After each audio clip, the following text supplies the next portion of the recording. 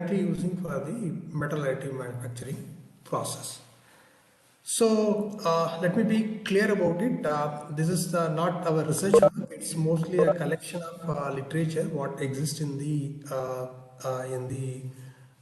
literature. So though we are actually working in a similar line, so some of our research work is also connected with this exactly the talk which I'm planning to give. In that line only we are working, but most of the results are actually from the literature.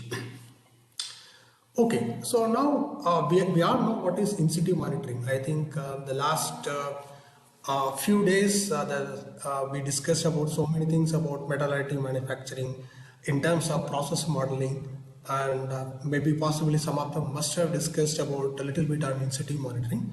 My talk will be completely concentrated on in situ monitoring. That too, what is the recent trends in terms of how we are using several technology together to the metal additive manufacturing. In fact, my intention is to not only monitor, we call it a closed loop control.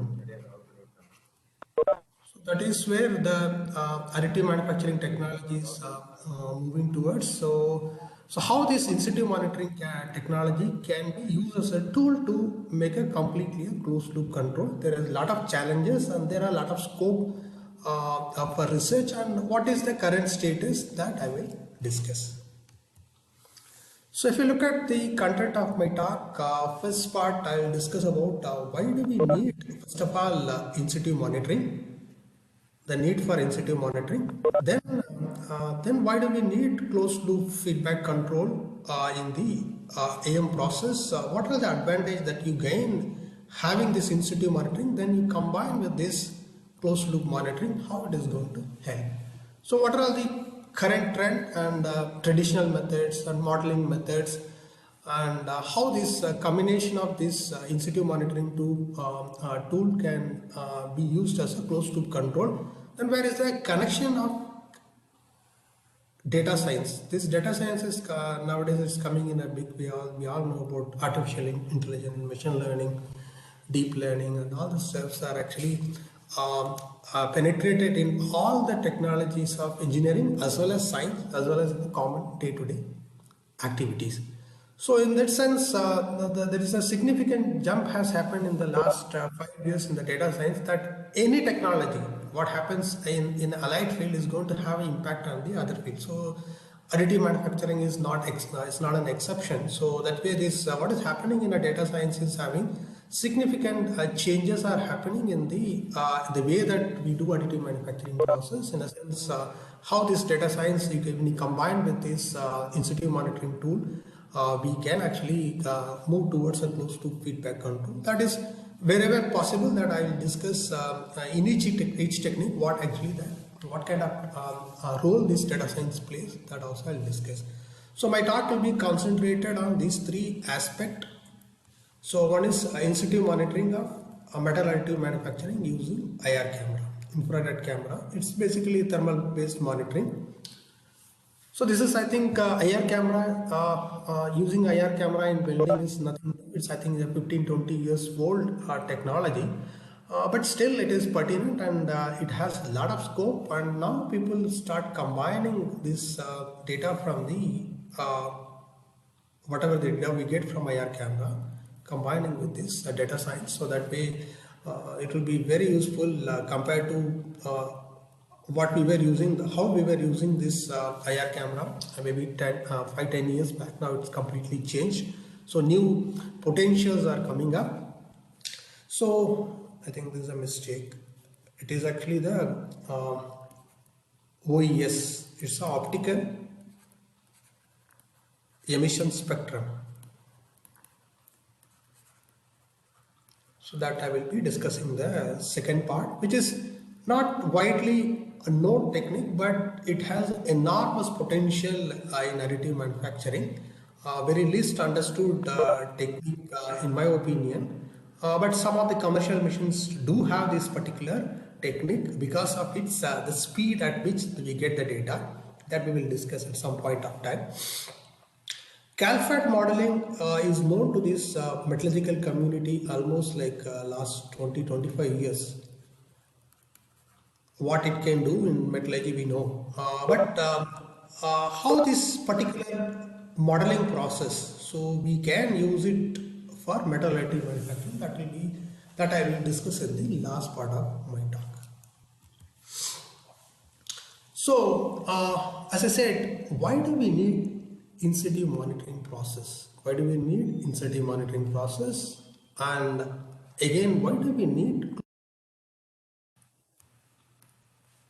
closed loop feedback control? So that we should need to understand. If you look at additive manufacturing process, these are the parameters which we actually control it.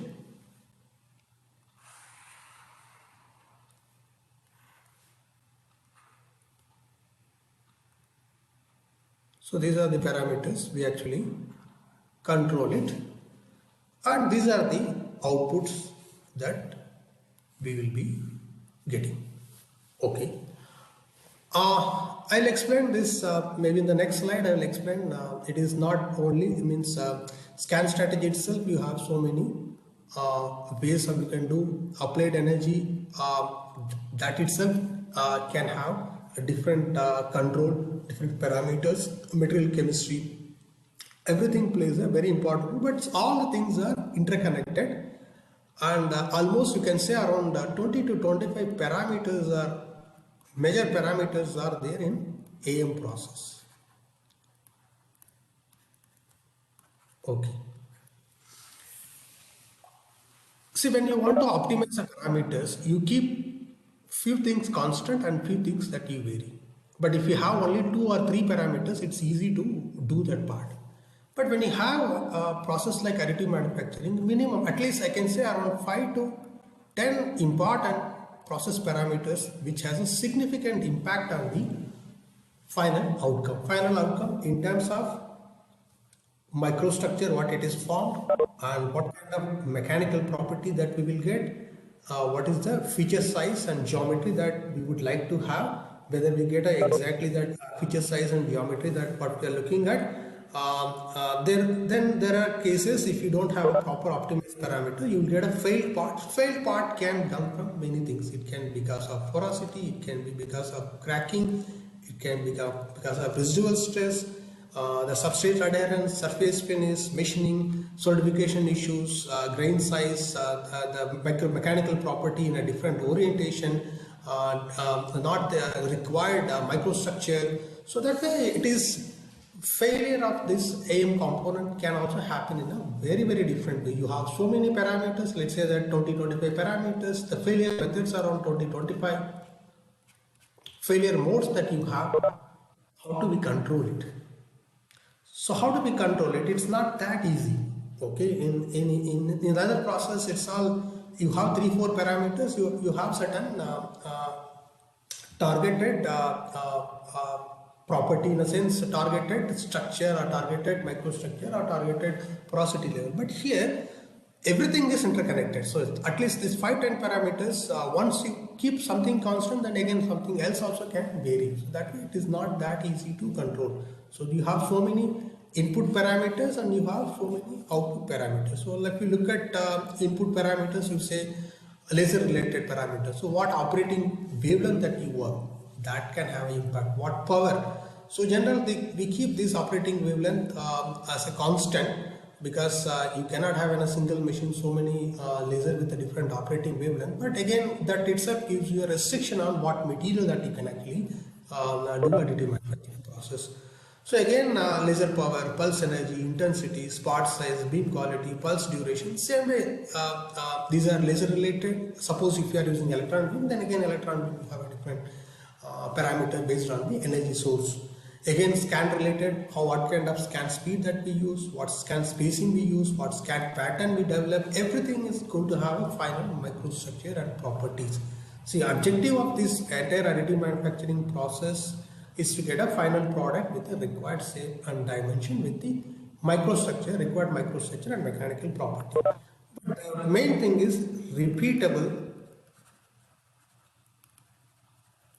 and reproducible microstructure and mechanical property.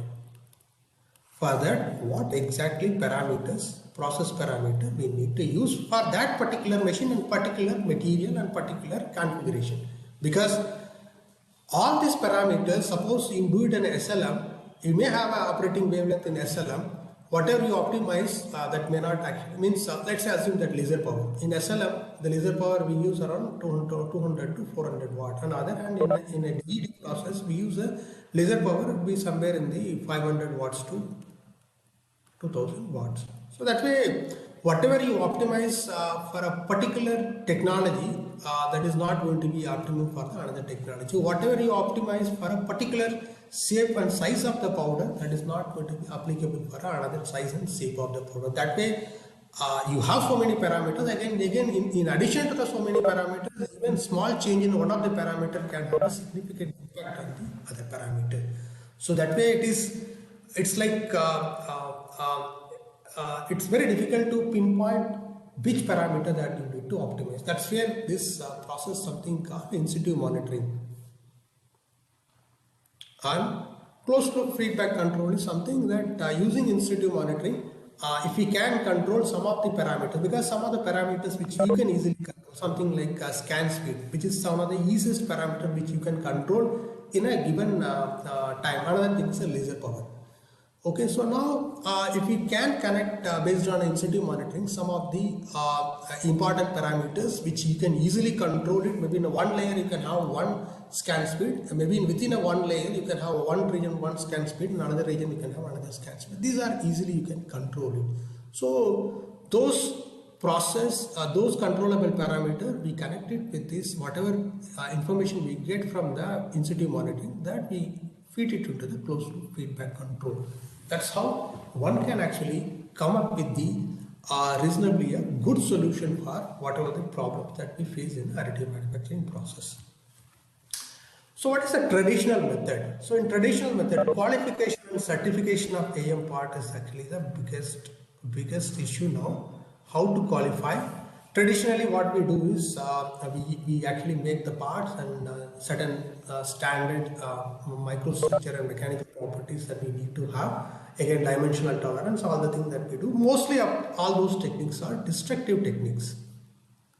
One problem with a destructive technique is like you set certain parameters. After setting certain parameters, you go through the entire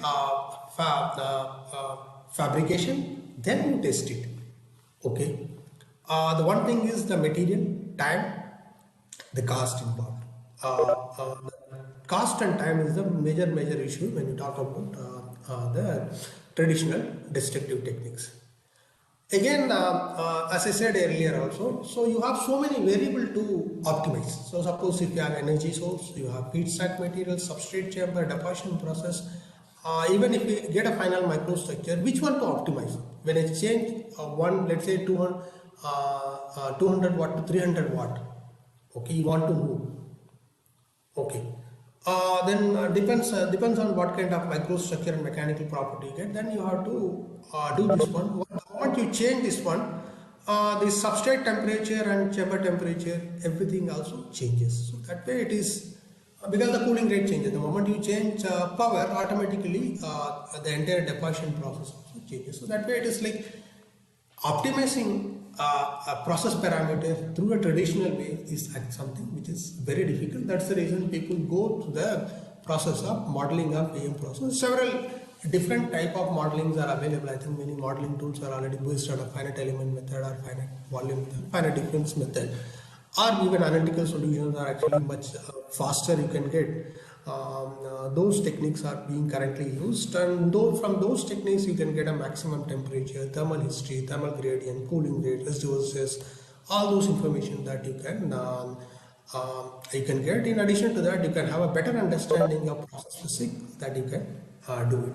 So that way you can actually do a process parameter defect and microstructure mechanical property correlation that you can make based on the modeling approach. That's what I think this Srikanth Ponta, he discussed extensively on how to do a thermal and the mechanical based finite element model to arrive at optimum process parameter. But again, the problem is the information what you get in a modeling it's not like an entire structure. Yes, you can get for entire structure. I'm not saying it is not possible. You can get it for entire structure, but time. How much time it takes for doing a simulation of the entire structure? It can vary from few days to month.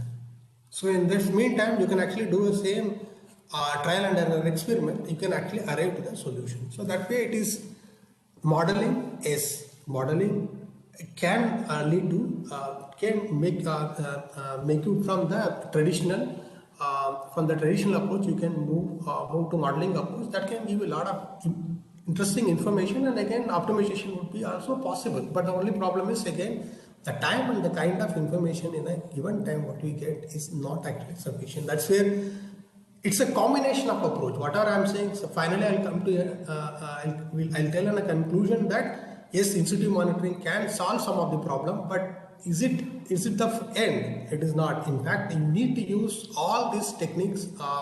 In fact, you need to use destructive, you need to use modeling, you need to use in situ monitoring, and you need feedback control also, because none of these techniques are accurate. In a sense, the simple techniques are not accurate. There may be a technique which may be accurate, but you cannot use it in the field.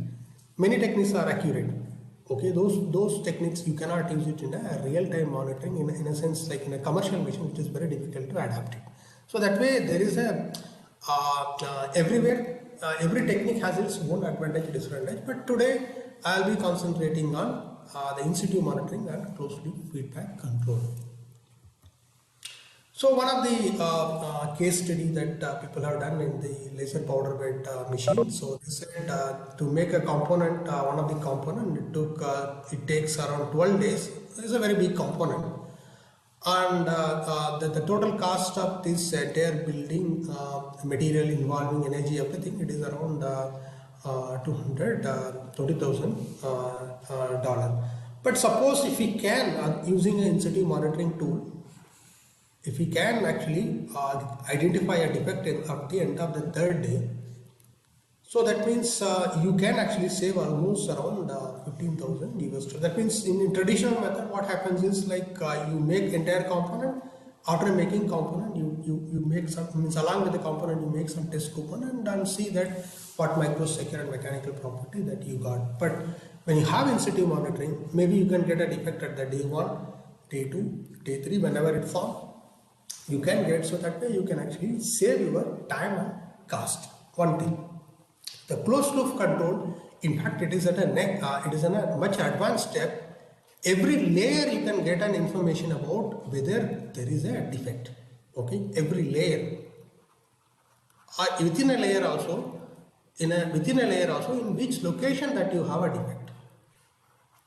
So let's say you have several layers in a TIM process. In every layer you can get a defect, and in every layer in which location, it may not be precisely, but at least you can get that there is a defect in this particular layer. It is formed. So that's where the cost saving and time saving is something which is, in fact, you can actually closed loop control is something you can. It's not only identification of that particular defect, but how to tweak the parameters such a way that in the next layer you don't have defect. So those kind of process, those kind of advantages that you have and use this particular in situ monitoring and closed loop control. So what are all these technologies you need for in situ monitoring and process in situ monitoring closed loop control? Is one is you need to have a very sound knowledge on material science, because nothing will come directly. So whatever in situ monitoring technique is mostly based on sensors. Sensors will give you some information, but you need to understand, you need to connect with this, what information that you get from that particular sensor. Then you try to connect it with the material science knowledge. And again, machine vision, it can be optical, it can be anything. Then physics-based modeling, which I said, finite element model or CalFAT model or whatever may be the model, you need to have those modeling also put in practice. In addition to this, data science. So it's not restricting deep learning, it's a data science also you need. In data science we have a different kind of tools machine learning, artificial intelligence, big data analytics, even digital twins. So all those things are really useful in doing this complete process of in situ monitoring and closed loop control, whichever is possible in this particular talk, which I will discuss in a relevant appropriate position. Okay, now if you look at in situ monitoring method, whatever I listed is very limited. In fact, in situ monitoring techniques are actually, you have around 30-40 technologies are available. Everything depends on what kind of process that we use and what kind of information that you use. Some of them are very accurate, but it may not be fast. Some of them may be very fast, it may not be very accurate. But depending on what kind of combination of tool that you use, you have, so based on that, you need to select a appropriate technique. Okay. So in this particular presentation, I will concentrate on one of the very widely used and versatile technique is IR camera, which I will concentrate. Another technique which is not widely known to the scientific community. In fact, it's a very useful tool, but again, as I said earlier, the information what you get is like a black box. It's only, you get some peaks, but you don't know what does it mean. Then how you are going to connect it. This is it's basically, as I said, it's the basic knowledge of material science and data science. Without material science and data science, this particular technology you cannot use it. So that way it is a very interesting tool. It can give a lot of information, but it can mislead you many times also. So that way it is very cautiously you have to use this technique, but it's a very powerful, and it's one of the major advantage of this particular technology is very fast.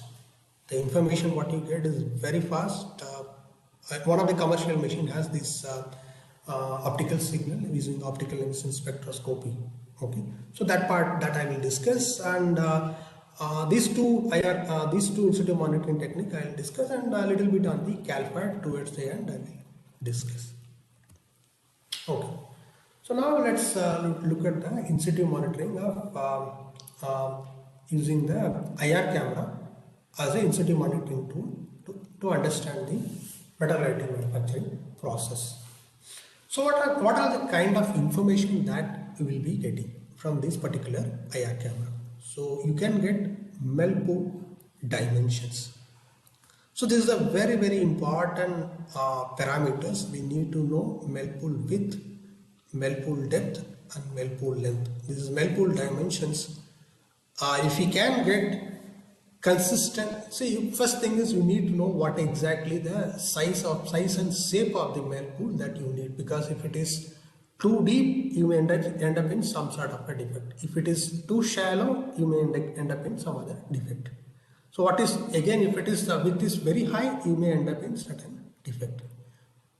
Consistent, if we can make, because see, when you do additive manufacturing process, let's say that this is your first layer. Now we are looking at melt-pool dimension. This is the melt-pool dimension. Okay, so this is the melt-pool shape that you will get from the in situ camera. Okay, now make a next layer. You don't change any parameters. What you have done is you did not change any parameters, but still the next layer you will see that melt-pool may not be exactly in the same shape, because so when you because the cooling rate changes in the one layer to another, because it's continuously, because in first layer you had a contact of the freshly formed liquid with the substrate. Now you have additional layer, the cooling rate actually changes. So automatically, even if you don't change parameter also, what can happen is because of the process dynamics, you start seeing change in the melt-pool dimension. That means you should need to know, suppose if you want to, maybe I'll show you one of the example, how to maintain constant cooling rate. By just looking at the melt-pool shape, that you can say whether you can, because many times the cooling rate determines, this is something, the cooling rate determines what kind of microstructure finally that you are going to form. So more often we would like to maintain certain cooling rate, but those things are easy when you have this information about the IR camera. As I said, Even if you don't change parameter also, the Melpool shape will change from one location to another. Suppose you see Melpool shape here, but if you look at Melpool shape here, it would be different.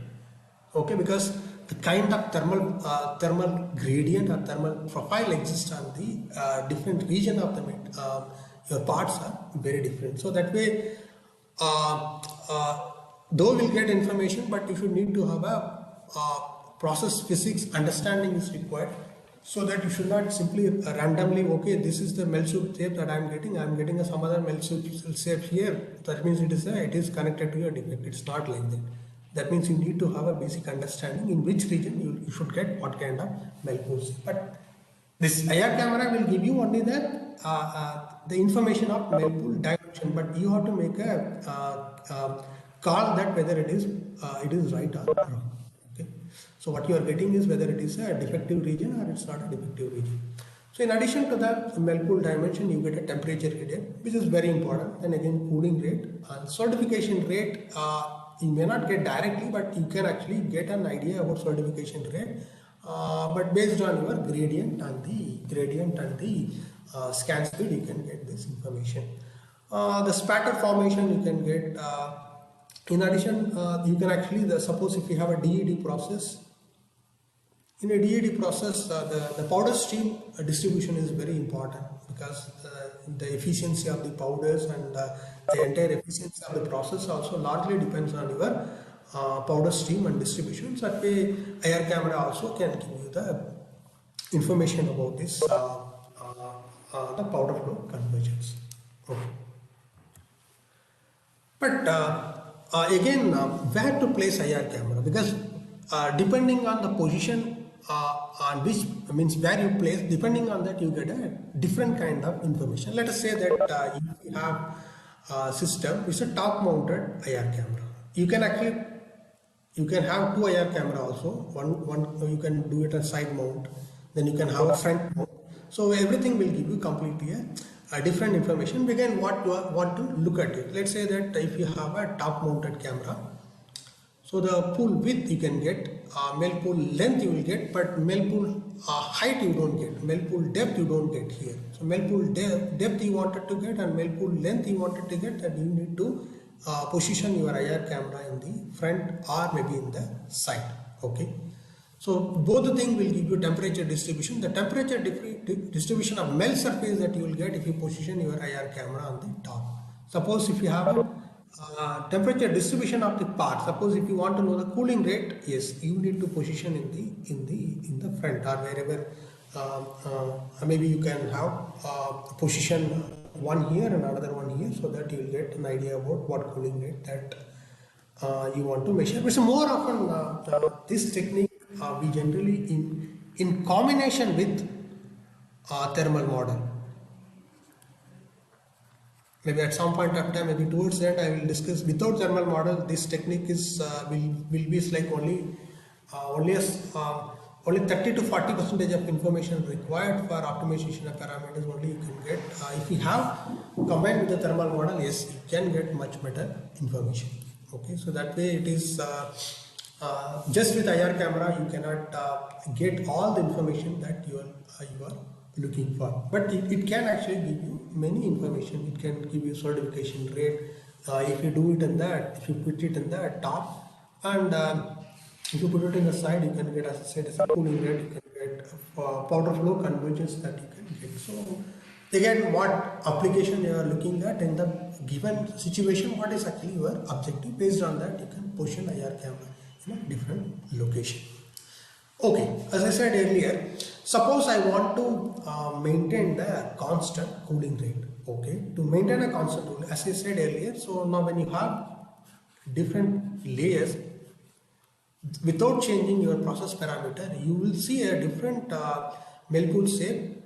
I can say here, layer 1 has certain Melpool shape, layer 2 has certain Melpool shape, layer 3 has a different Melpool shape. That doesn't mean that you have varied parameter. Because of cooling rate, all these layers are having a different Melpool shape. Suppose if you want to maintain a constant cooling rate, then if we can maintain constant Melpool shape, then for that you need to vary some of the parameters that has to come from the closed loop control.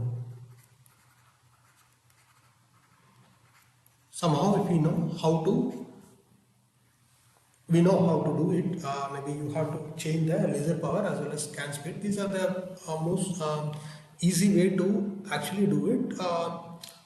So that way you can actually, once you have a car, if you really want to have a keep a constant cooling rate, then you need to have a, from this IR camera, what information you will get is each layer you will have a different melt pool shape. But if you really want to get a constant cooling rate, that means you need to have a constant melt pool shape.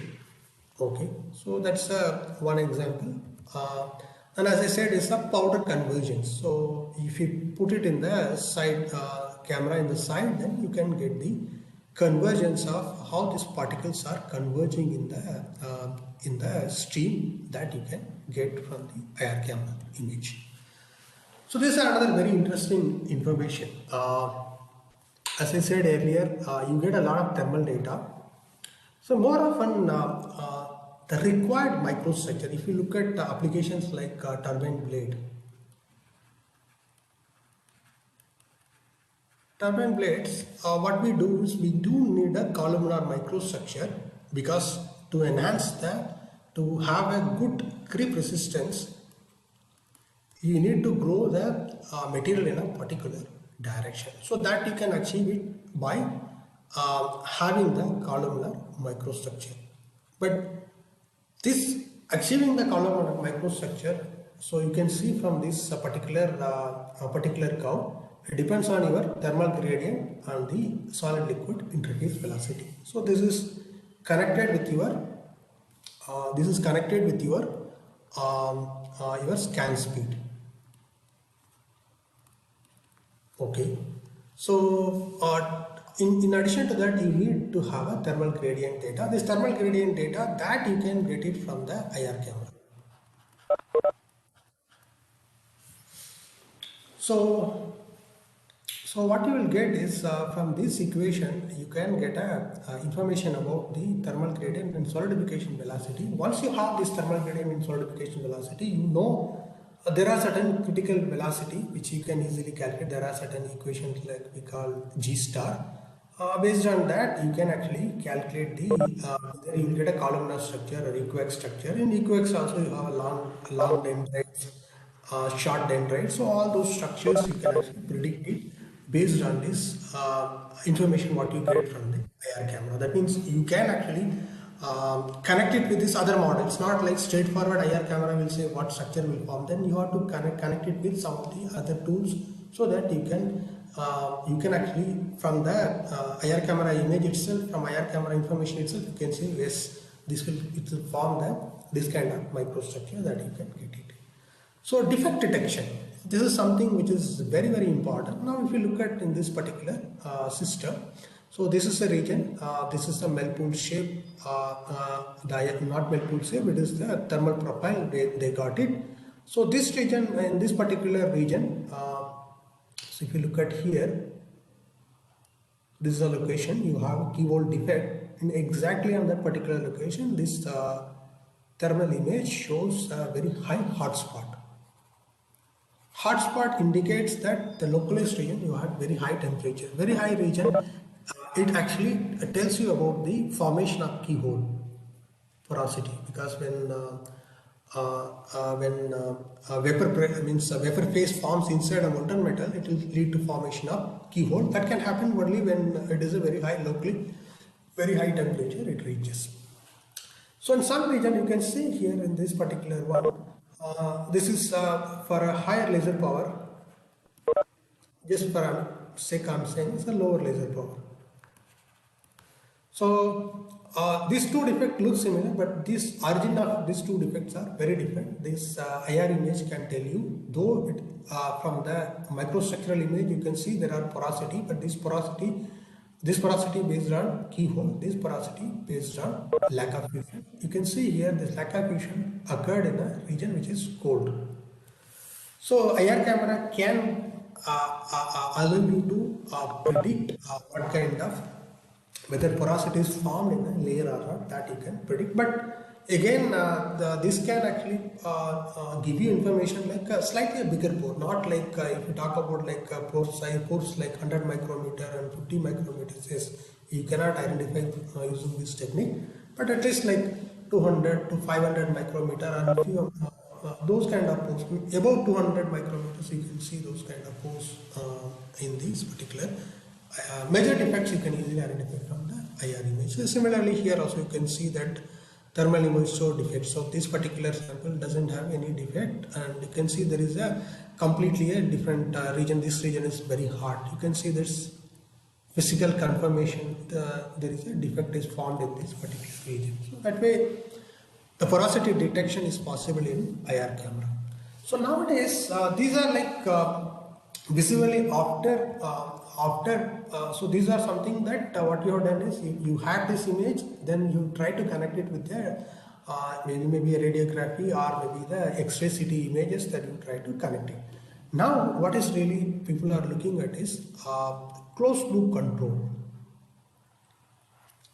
Okay, open loop is something that it contains what happens is that you only monitor it, then based on a destructive or maybe a non-destructive technique which is you do later on, from that you identify the defect and you validate your prediction from the IR camera. So now what people do is people use machine learning models. Okay, so one thing is that you get large amount of data, because each layer you will get in each region you will get data, because it's huge data that you are getting from the IR camera. So people use machine learning models to train the system.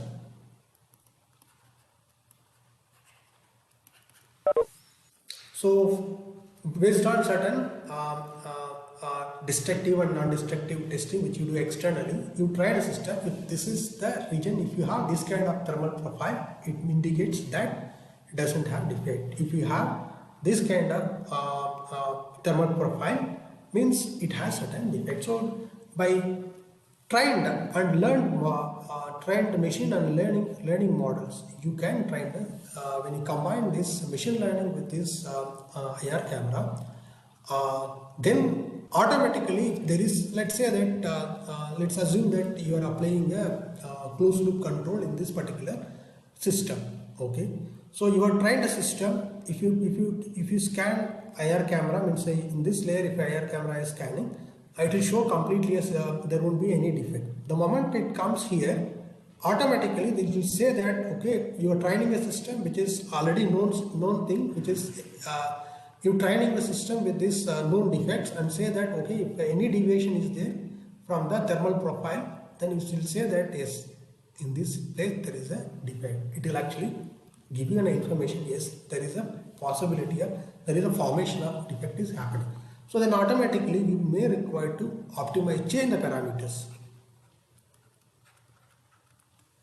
So how to change it? That again you have to see based on what is the easiest option, maybe scan speed or maybe power and maybe some other parameters which you may require to control it, and you may require to change it, so that information that you need to learn and you can actually do it. That's how some of the commercial machines are actually now they are working on, and in fact some of the machines have this machine learning models, algorithms with the IR camera, and which is connected with the closed loop feedback control, so that you get final part with the repeatable microstructure mechanical property. This is a work which is already ongoing. Maybe I'll give some of the examples also. So if you don't use ML, what kind of information that you will get, and if you use ML, what kind of information that you will get? It's an input data from in situ monitoring that you will get. You will get image, and you can do image processing.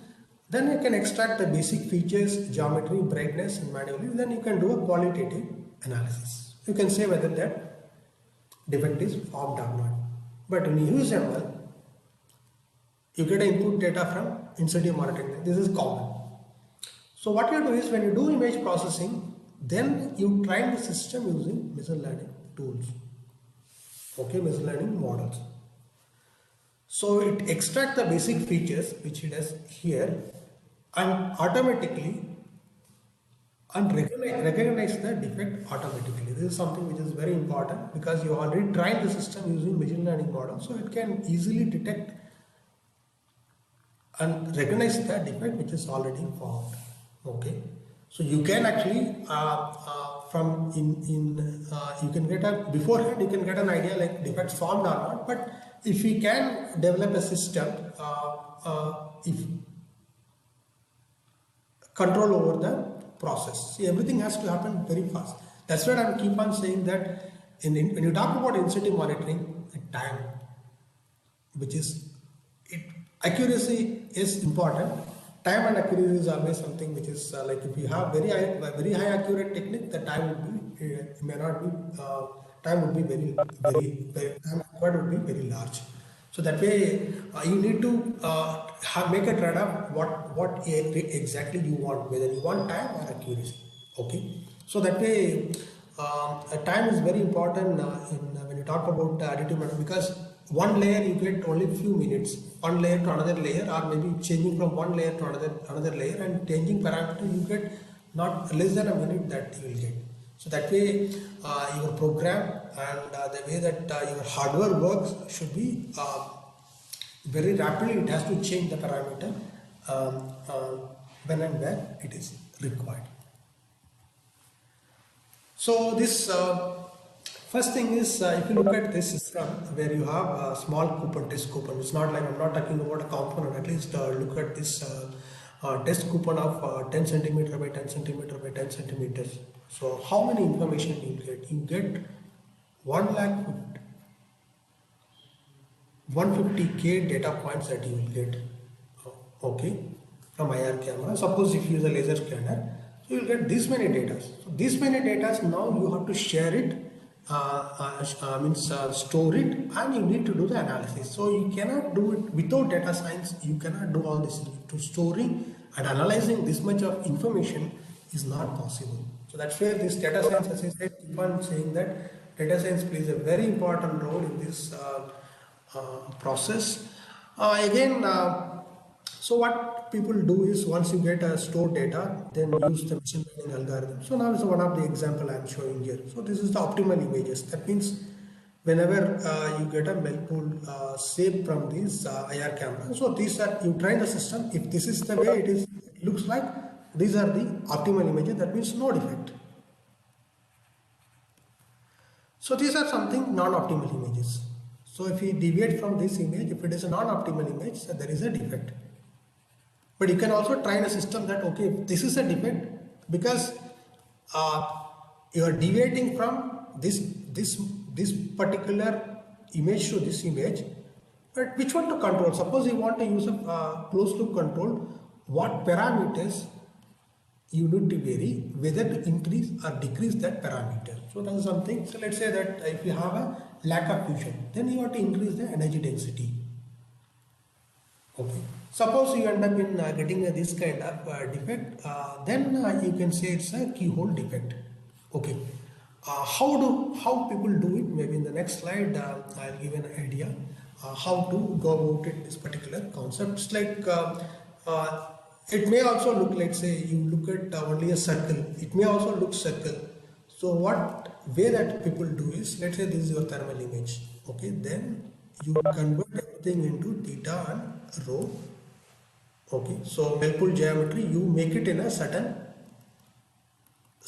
different parameters in terms of angle. So this is a parameter. So this entire region you calculate it, then you make it in terms of theta and rho. Then you train the model. Okay, so if it is on this particular one, then it is fine. Suppose if it varies something like this, then you know that yes, there is a deviation from the features, and how much the deviation, that also you can actually decide it based on the experience that you learn from these defects. Okay, suppose if you look at here, this is a classifier. So this region, the data, if it is lying in this region, these are the data which says it is no defect. Suppose this is a classifier, this is a range. Anything in this range, we say it's a defect. This is abnormal, so abnormal. Okay, so that it exactly shows there is a porosity formed in the system. So that way you can actually train a system and you can get the information. So this is another example, like based on the air-cooled images, you can connect it with this. This is the ideal Melpool shape. So you get a cluster of this particular within that given standard deviation. You get a cluster of points. All these points will come one region. Suppose this is a Lacka fusion. So the moment you get a Lacka fusion, this data will come into this particular region. So how do you classify? That is all the machine learning models that can actually classify from the different kind of features. Okay. So same way like what I am saying, same thing here also. You look at this is these are something we talk about Lacka fusion, and these are the keyhole parameters. So you try the system. What we do. So another thing, distortion in additive manufacturing. You look at distortion. Can you predict it? Yes. You can look at here. This is the 17th layer. On 18th layer, you can look at. See, it's not only the thermal. What do you call? Not only the Melpool width, but there is a. If you look at, see, there is a distortion. There is a change in the. See, this is like this. So that means from this information you can actually get an idea like whether the distortion is happening or not. Okay, it's not directly giving you information, but this image is giving an information there is a distortion. So this is another way of actually looking at using this thermal IR camera. There are many things are there which I am not going to discuss. Now let us get into the next topic, the optical emission spectrum. So there are different optical emission spectrums are available in the commercial market. Among this, Sen Sigma, we call SOMS, is a product. This is being currently used in the one of the commercial 3D printer, DMD 1310 3D. It's a commercial metal 3D printer developed by Jyoti Majumdar. I'll discuss about him at some point of time. That he integrated this SOM-OS technology with his machine. We'll see what is the basic process involved in this particular method. So in this process, see, when you look at there is a laser and metal and shielding gas. So there is always an interaction between the laser with shielding gas and laser and metal. So when you have an interaction between a laser and metal and laser and shielding gas, you are going to see the metal vapor and shielding gas are excited to a high energy level. Okay. So when it reaches to high energy level, then it will come back to the original state. Okay. So that's what we call, again it will come back to the lower energy state. So when it comes to original state, there will be a emission spectra will be happening with happening in the material. This emission spectra varies with the depending on the what kind of element that you have. You will get for every change of, let's say if it is this particular excited electrons come back to the original state, then there will be some peak in the intensities, because spectral intensity, again it depends on wavelength. Every material has particular wavelength, it will actually give a spectra. So this is the information that we will get from this particular SOMS. So in fact we have an expert in IIT Jodhpur. In fact he himself made the similar technology for his work. Now currently we are trying to use his particular OES optical emission signal system, and we'll be working on it. So now this is the fundamental principles. So what information that you get defects. Suppose if you have porosity and cracks, that you can identify. How we are going to do that, I'll explain it. And you can identify composition. Not composition means not exactly the composition, any deviation from the intended composition. Let's say that evaporation happens. So those things that you can get from this particular peak. But these are, I'm saying that porosity detection is with a lot of confidence you can say based on SOMS, and this particular composition prediction, it's a very early stage.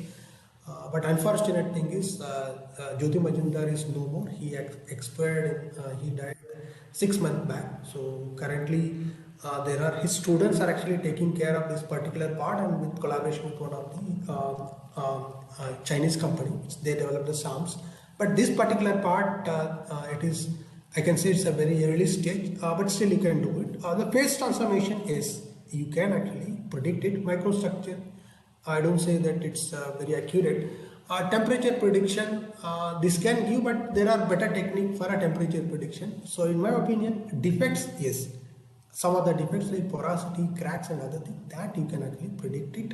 But again, but this technique, it is a mandatory to have a machine learning and artificial. Without that, this particular technique doesn't work. Okay, because the kind of data that you will be getting, it's something, let's say that you have this surface, okay, signal that every location you get signal, okay.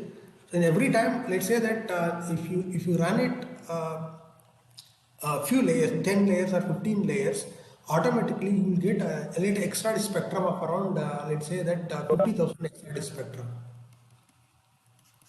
Even one XRD spectra,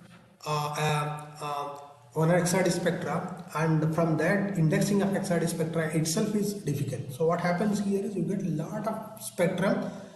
From that spectrum, you need to get a required information. So that means you need a machine learning and artificial intelligence. In fact, you need a good data analytics tool to figure out what exactly that coming out. Okay, let me just show one of the example, but people have done it. I think his machine, in fact, when he discussed about this particular technology, Jyoti Majumdar discussed about this technology in 2011-12. I was, in fact, I was, if you really ask me that, I was not really believed his results, because that was 10 years back. You cannot imagine that what he has done 10 years back. It was for me, I was not believing. In fact, he says that this can do prediction and other stuff, but I was not actually believing it. But now people have used this particular technology. They gave feedback. In fact, in one of the talk, Deepa Srinivasan used some of the this particular DMD machine, and she said it's very useful. So that's where I start discussing with others. Then I got a feeling that okay, this technology, though it looks very simple, but it gives a lot of information. So, but this technology, as I said earlier, in an IR camera, again you can actually combine it, use it as a closed loop control. Why closed loop control? Hopefully that I can show you here why it is so. The detection time is 2 to 10 milliseconds. Can you imagine? You are getting an information in 2 to 10 milliseconds, and you have a sufficient time for the extraction of data, because when, your signal is actually, you are getting a signal so fast, then you have a lot of time for doing analysis, and especially for a closed loop control, you need to detect the data as soon as possible. So that way it is a very useful technique. Let me just give an example how this particular technique works for a porosity detection. Okay, let's say that you have laser and you are depositing. As I said earlier, there is a laser metal interaction and the silting gas interaction. There will be atoms in the silting gas as well as in the metal. It will be excited. So when you excite, plasma will be forming. Then it will get a optical signal. So this is a spectral intensity. Okay, so every system, they actually figure out certain what do you call signature peaks. So especially when you use a stainless steel, they said some of the chromium peaks are which you can use it effectively to identify the defect. So it depends on the material. So you can actually get a certain signature signal. So if you look at this certain signature signal, okay, let's say that if there is no defect, okay, this is what, again you train the system, if there is no defect, you will get this kind of peak continuously. Okay, so this is no, this is the one.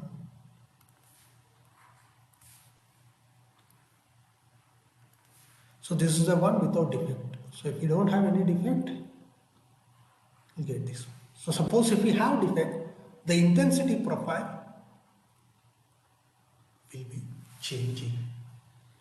So when you try the system based on this intensity profile, then wherever there is a defect, you can easily identify there is a defect. But one issue with this particular technique is the accuracy level, even after using machine learning model, because you are getting a lot of data, so it's very difficult to analyze it properly. So you end up in getting accuracy somewhere around 70 to 80%. That depends on the number of layers. The more the layer, the number of layers, the accuracy actually goes down. But still, these are good enough. The amount of time, because this is where now people are working on. In fact, I think in his recent paper, he reached somewhere around consistently around 70 to 80% accuracy in terms of defect prediction. That's a good sign, because as I said earlier, accuracy and time is very two different things that you need to always make a trade-off. So this is the kind of data that you will get. Okay, so let's say that there is small hole in the bead. Okay, you'll see suddenly there will be a change in the intensity profile. So this particular technique he developed and he gave supply to. In India also few places they have, especially for welding they are using it. But in additive, I'm not sure how many machines we have in India, this particular sensor. But it's a very useful tool. So not only that, you can actually composition detection. In a sense, if you deviate from your elemental, means required composition, yes, in fact, same way you concentrate on the profile. If there is any change in the composition deviation, that would also you can actually see from this particular tool. But I'm saying that this is a very early stage for composition detection, but at least to a level of porosity is he has already shown in many different places this works. Another thing is phase transformation. So this is something I met him, I think 2-3 years back. He was saying that now he can say that he can confidently do a phase transformation prediction when you have a calibration curve. He said always there are certain changes were happening whenever you have a phase transformation. So that's what he was saying. But this is also, I am saying, it's a very early stage. Okay. So now if you look at this particular technology, when you compare with the other technology, so it can predict defect. I can say it is much better. Phase transformation, yes, it can predict. Microstructure and temperature, yes, it can do, but it's we need to go long distance to say with confidence it can do all these things. But the major thing is you can actually do it very fast. So that's the advantage of this particular technology. But in this technology, it is so see, generally when you use this in situ monitoring, the outside noise is actually a major problem. But in this technology, it is insensitive to the ambience disturbance. So that way it is a very useful technique, because see, you need to use this technology in combination with other, then it will be very nice.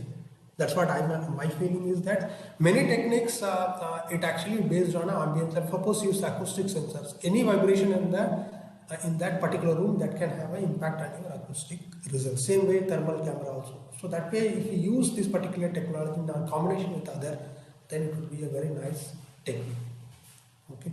So the last part, maybe I'll just say a few times. We'll discuss about the additive manufacturing, CALFAT modeling. Okay, maybe some of them are aware of what is CALFAT model, and those who do not know, I can tell you, like when you design a new alloy or existing system, you can understand a phase diagram. Basically, this particular software is mainly used for developing the phase diagram, but it can do many things other than a phase diagram prediction also. So this CALFAT model connected with this, one is thermodynamics, another one is kinetic part. So these are the two parts that we have in these two regions that we can use. But in general, if you look at different length scale, this actually bridges this the first principle calculation, this atomic level calculation with the microstructure. Phase field is something because we can call it as a microstructural prediction. But in fact, if you look at an additive manufacturing, you can actually connect it here, and you can connect it, I'll also show it some time to time. You can connect it directly here. You can connect it with some of the thermal based IR camera, or it is like a back and forth. You can get a data and you can give an input to the thermal camera also. That way it is a very useful tool. Again, this also is a very less understood in terms of additive manufacturing process. So what information that you will get here is in the, you give mainly the material chemistry is the parameter that you will give, and automatically temperature and pressure. Temperature is something which is inbuilt in the system. So what are the information that you will get is, you can get an idea of solidification pattern, cracking, especially hot tearing you can predict. To some extent, not directly it will give you a residual stress, but for residual stress prediction using thermal and mechanical model, you need certain data. Those data you can actually get it from this particular system, and you can get a cool down. From cooling down, you can get a different microstructure for a different cooling rate. That will give you, you can get it from the solidification curve. And again, for post-processing, in post-processing is a very important in terms of additive manufacturing, because required microstructure and mechanical property, though after printing you do not get, you need some sort of post-processing, especially like heat treatment or heating process. In those conditions, this particular modeling is very, very useful. In addition to that, maybe if I don't get time, new alloy development for additive manufacturing. This is something, this particular CALPHAT modeling is going to play a very, very important role. Okay. As I said, material chemistry, we'll use it as an input calculation.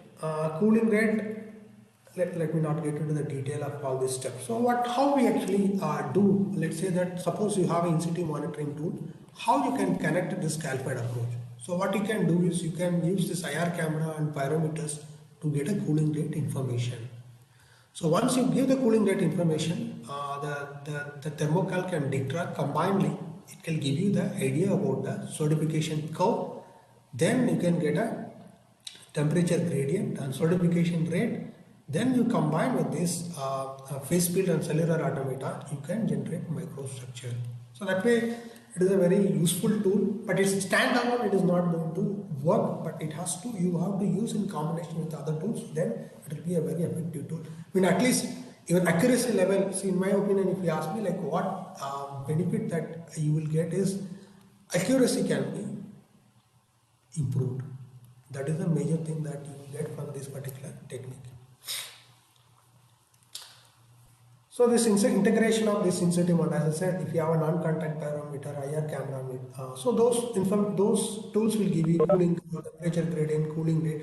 Those are input parameter for CALPHAT. From that, what you will get is, you will get a solidification curve, you can get a composition profile, which is very important when you look at a solidification structure, solidification range, phase fraction, which is very important for heat treatment, and segregation and precipitation. Segregation is something which is very important in terms of looking at the defects, especially defects like hot tearing.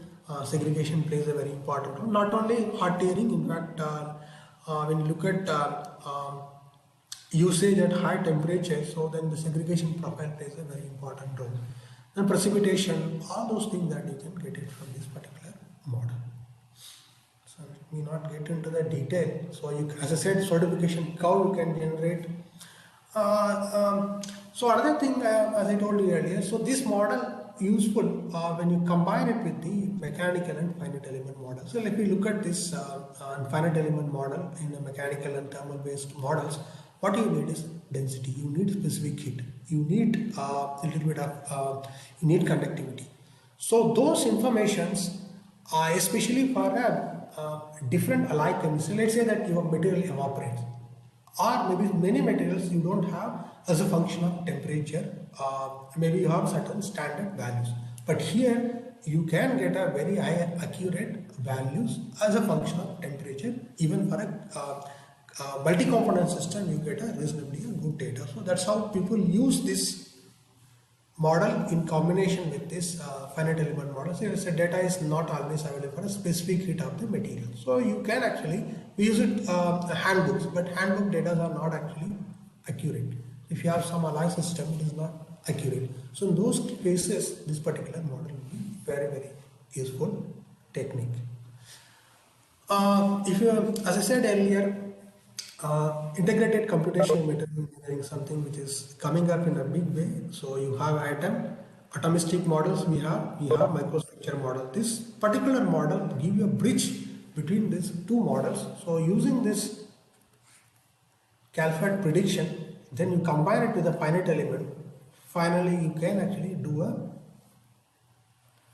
using a phase field, you can generate microstructure. So that's the beauty of, because without this information, yes, you can do it, but these are not, you can actually get very accurate information when you start using this particular model. That's how combining these things are very, very important. For this, again, you need in situ monitoring. So these are, it's kind of a connection that you have. So you need to make that kind of connection so that you get information will be very, very useful. So as I said, the phase fraction, let's say that when you do additive manufacturing process, even during printing, let's say this first layer goes through a, let's you look at only the temperature, you put a thermal temperature sensor here, pyrometer, or maybe a thermocouple here.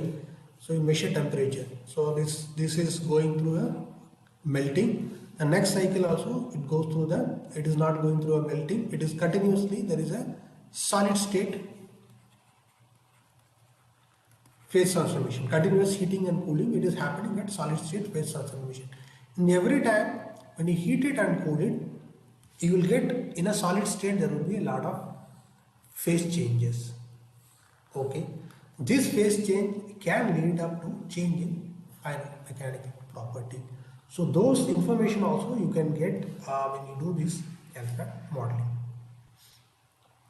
As I said earlier, the liquefaction cracking, because when you talk about additive manufacturing, each layer has a different solidification rate. So obviously you get a different solidification curve. The solidification curve can give you an understanding about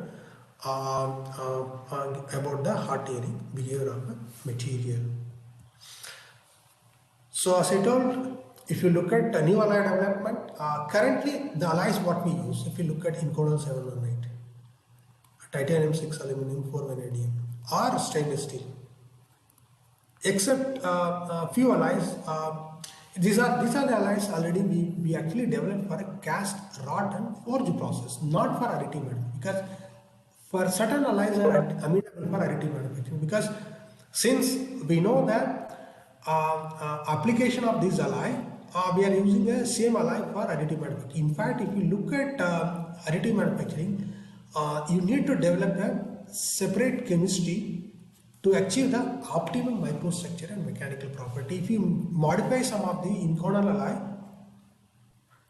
alloy, develop a new alloy for AM process, because some alloys are actually amenable for AM process, then you can actually exceed the properties what you get from the in an Inconel 718. Same it is pertinent to the titanium alloy also. New alloys you can actually, if you can develop for AM, then that would actually enhance the property significantly.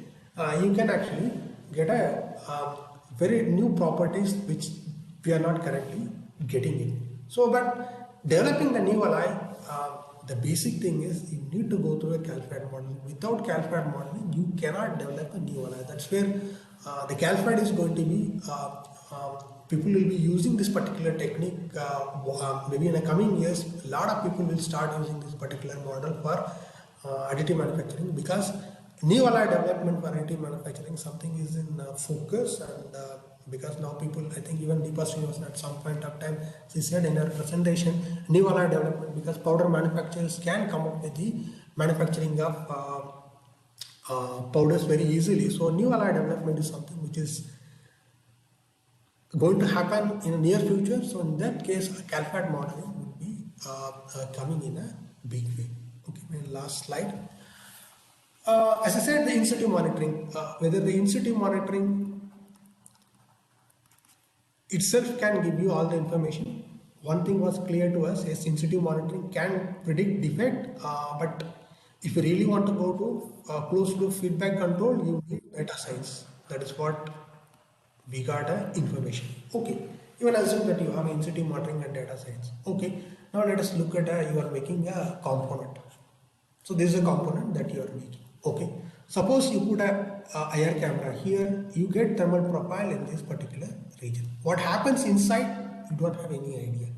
Same way, suppose you put a IR camera here, you get an idea of this idea of this thermal profile, this thermal profile, you can get it. But what happens here? Because at the same time, there is something else is also happening inside this structure. So what you need is you need still thermal and mechanical based finite element model to get information about the region where you cannot access the in-situ monitoring tool. That means you need to have combination of all the tool to get a reasonably good prediction so that your process optimization will be happening much faster than what currently we are doing it. So you need all the tools. Not like in-situ monitoring can solve the problem. No. Data science can solve the problem. No. Modeling can solve the problem. No. You have to use a combination. That is what the final solution. So that's how I think the whole world is working on. I think in the next 5-6 years you can see a lot of new things are going to come up in additive manufacturing because of this parallel development in all the field. In situ monitoring, new sensors are being developed. In data science, a lot of new algorithms being developed. In thermal and finite element model also becoming more and more accurate. So that way it is, we are going to see that a lot of people start using in combination to optimize the process in a much faster and a better way. So I'm stopping here. Thank you for audience listening the we talk patiently. Okay. If you have any questions, you can ask. Yeah, thank you, sir. Thank you very much for the wonderful insight on the various in situ modeling techniques, actually, or the process which we adopt in metal additive manufacturing. So, Yes. participants, if you have any questions, you can post it, actually.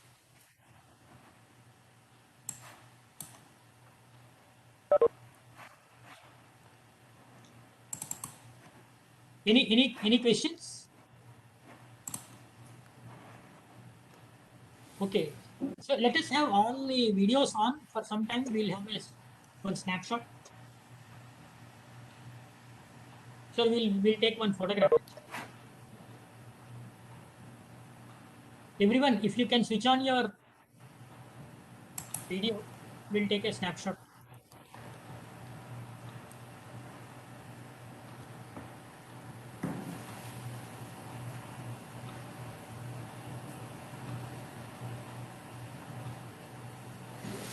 Mohit Singh, you are from which place? He's from IIT Jyoti. Which one? Which institute? He's my student. Oh, he's your student. Okay. I thought I have seen a backside robotic arm. Very good. Yeah, please, everyone, if you can switch on your video for a few minutes, we'll take one photograph. Yeah, Nikhil Al Prayag, you can take some 1, 2, 3 snaps. Yes, sir. Done. Or we'll wait 1 more minute. People are just joining with their videos. So your system started working, sir? Ravi, sir? Yes, it's working. So then we should visit actually. Yeah, you should visit. Correct. Yeah, you can actually come here and bring your students. So Yeah, definitely.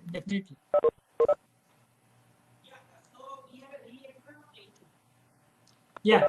Nikhil, can you take one photograph? Yes, sir. It's done. Done? Prayag done? Yes, sir. Sorry. Okay. Thank you, everyone. Thank you for the wonderful lecture, sir. So if you have any queries, you can ask now. Otherwise, we'll stop here. And the next session, we are going to start at 11:30. Sir, thank you, sir. Thank you, Dr. Ravi. Thank you, Gupta. Thank you. Helpful. Bye.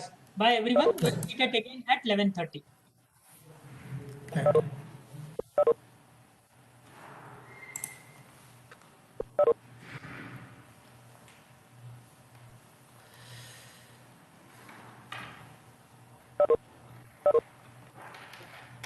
So I'll end this meeting and this session, and again we'll meet at 11:30. Thank you, everyone.